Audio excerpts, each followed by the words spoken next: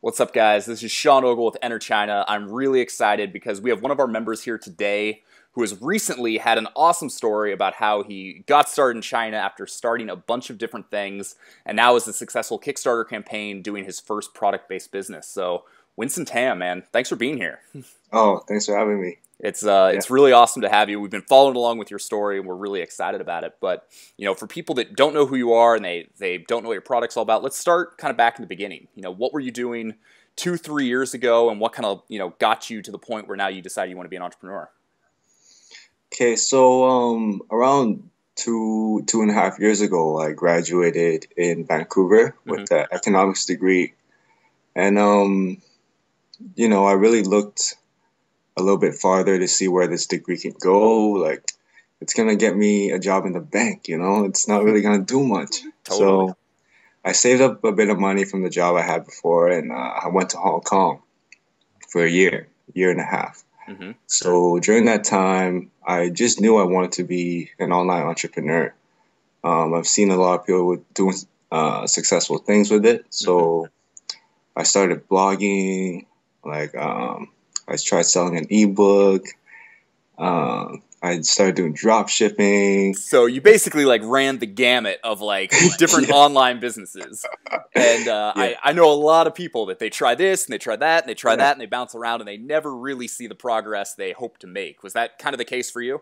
exactly. And being such a rookie entrepreneur, like the first sign of resistance, like, oh shit, I failed. All right, let's try something else. So yeah, and yeah, eventually I just knew I had to build a brand of something to have full control of the business. Yep. And I just started getting into selling on Amazon with my own brand. Hmm. And I was like, you know what? I'm gonna go to China directly to the source and get cheaper prices and maybe do sourcing there. You Yeah. know. So what kind of things were you trying to source? You're like, I'm going to go straight to China. What were you looking to do? Did you have a product at that time, or where were you at that point? At the time, I was selling like USB lighters, like random wedding items. But Nice. I went there with the plan of being a sourcing company or something, Yeah. because I know there's a huge need for, because people have a hard time communicating with manufacturers in China. Yep. So I figured I solved that problem. But I'm Didn't doing That's starting another to, business that didn't totally pan out. Okay, so you've tried all these things online. You've got your brand. You've had a little bit of success. You Mhm. decide to head to China. How does Enter China fit into the whole thing? So how did you first hear about Enter China? What did the first month or two look like once you joined the program? Okay, so when I decided to go to Guangzhou, Hmm. a friend of mine told me to listen to an interview, and Tim was in there, Yeah. and he was talking about Guangzhou and all this stuff about Enter China. And right then, I just knew, like, you know what? I don't know anybody in Guangzhou.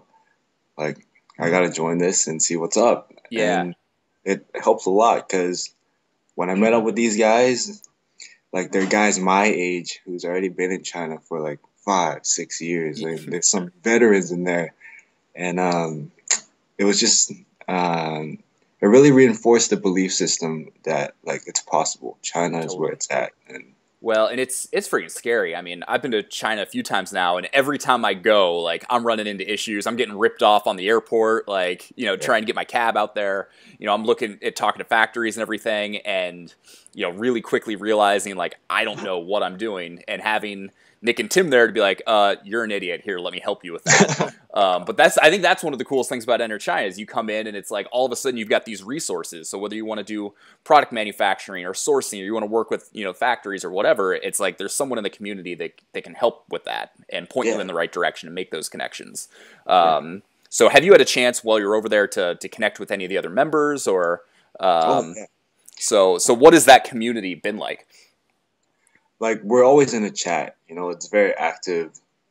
It's funny. Everybody just talks about funny stuff that happens, and if you got a question, shoot it out, and someone's gonna answer within Yeah. like 10, 15 minutes. And when I first got there, I was just surviving, and Yep. trying to find a job. And it's funny. There's a funny story because if you're foreign and you don't look Asian, you're gonna get a job like that. Yeah. Me, when I try to apply, like they listen to me, right? They Yeah. listen to me like, yeah, you're perfect. You're Canadian. You can get a job right now. And then they see my picture and they're like, no, it's Nah, not. this isn't gonna work for us. Oh, Then that's Nick, crazy. I told Nick about this, and he just made a phone call, and I got a job within like 2 3 days. It's So amazing how I think like it's no matter where you go, it's all about who you know. But I feel like in yeah. China it's especially important because you're already kind of the outsider, you don't fit in. And Mhm. so to come into a place where you got connections, like you said, get an answer in 10 or 15 minutes. I mean, that alone, it's like I would pay if I'm going to China, I'd pay $500 to be able to be like, all right, put me on this like text list or whatever, where I can send something out and actually get an answer. Like, I mean, that right there is money in my book. Yeah, yeah, So you've been yeah. connecting with the community, you've been doing stuff in China. Now you're like, having some success with it. Talk a little bit about the new Kickstarter and the new campaign and the new business that you've finally been ramping up since you've been over there. So I saw a Kickstarter about a belt, like I think it's called Trackline or something, a Yeah. belt that slides, and I was thinking, hey, um, I saw this in Shenzhen when I was like 12 or Yeah. something. Like it's been around for a while. It's Yep. been around for a while. Why don't I go to the textiles market and see if I can find any inspiration? Okay. Um, when I was walking there, I was just sweating like crazy. Like I was just like, oh my God, I need to buy a new pair of pants or something. Yeah. It's like I And I can't couldn't, handle this. yeah, I couldn't handle it. It was so hot. And I couldn't find anything. I was like, it would be great if someone could create a pair of pants, sweatpants that are cool in the summer and keeps you warm in the winter. Yep. From concept to design to what it is now, it took a few months, Yep. but it's easy in China because like anything's possible in China. It's you just gotta hook up with the right designers and manufacturers, and they can get it done. You know. Totally. So are you feeling good about where the product's out? Like at now, did what you were envisioning? Is that what the product finally turned into? Yeah, actually, yeah. Actually, no. Like at first, I couldn't figure out how to keep it cool, right? I was like, oh, you know what? I'll just make it jersey material near the crotch so it could breathe or whatever. Yep. I figured, nah, that's dumb. Yeah. And That's not gonna work.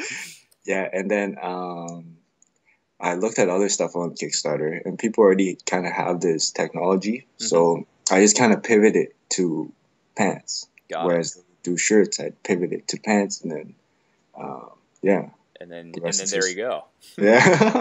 yeah. No, it's awesome, man. But you guys have already done 25 grand on Kickstarter. It's like you got funded in the first couple days. The pants look awesome, so I'm excited to see how it goes. I'm excited to see what happens when you guys come to market with it. But just to kind of to wrap up, like for someone who's sitting here listening to this and they're thinking, maybe I want to do some product manufacturing. I'm thinking about joining Enter China. What would you say to them? What advice would you give to them? I would say if you're serious about doing China, I mean doing business, Yeah, has anything to do with China, you need to join this because um, it just cuts your time by so much. It shortcuts everything. Like since I've been in Guangzhou, it's only been 4.5 months, 5 months, yeah. and I went there um, with no idea about doing Kickstarter, and since then I've launched one, and it So got fun. So you're So like 5 months from no idea, landed in yeah, China to funded Kickstarter, innovative product. I mean, that's pretty cool. Like that's not something you can't really do that in the U.S. or anywhere else in my mind. yeah, And so the fact that you've worked the connections and you found the connections through Enter China or otherwise to make all that stuff happen in such a short period of time, like that's really inspiring to me. And so I think that's pretty cool. yeah. Um, is there any way, like people that are watching this, they want to go learn about what you're doing or the sweats or anything? Is there any good way for them to find you online? Yeah, you can go to allseasonsweats.com, or if you got any questions, you can feel free to shoot me an email at winston@allseasonsweats.com as well. Awesome, man. Well, I can't tell you how much I appreciate you being here, telling your story a little bit. Like I'm excited to follow along, like I said, and be seeing you more in the Enter China community. Yeah, man, sounds good. Thanks for having me. Of course.